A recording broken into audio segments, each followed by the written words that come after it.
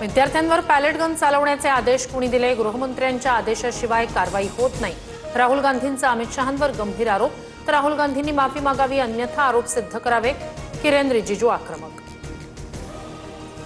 शिक्षण व्यवस्थेवर आरएसएसचा कब्जा. स्टुडंट, इडियट आणि अंधभक्त या 3 कॅटेगरी. अंधभक्त ही तिसरी कॅटेगरी जी मूर्खाला फॉलो करते.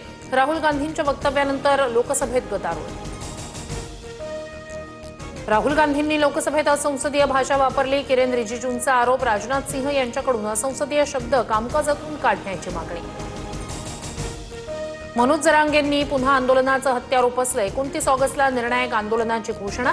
58 लाख प्रमाणपत्र घेतल्याशिवाय आता मागे हटणार नाही. जरांगे ठाम.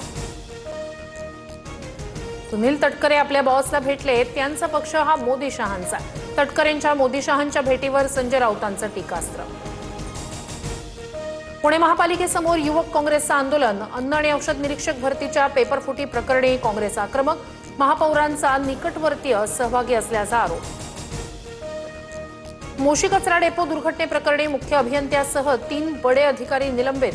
कामात हलगर्जीपणा केल्याचा ठपका. महापालिका आयुक्त विजय सूर्यवंशी यांची कारवाई.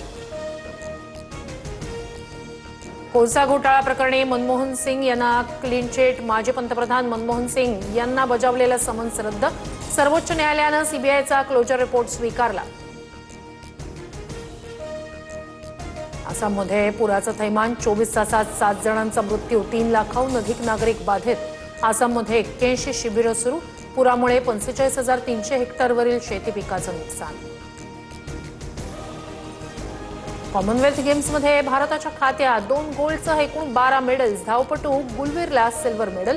तर वेटलिफ्टिंगमध्ये हरजिंदरनेही जिंकलं सिल्वर मेडल.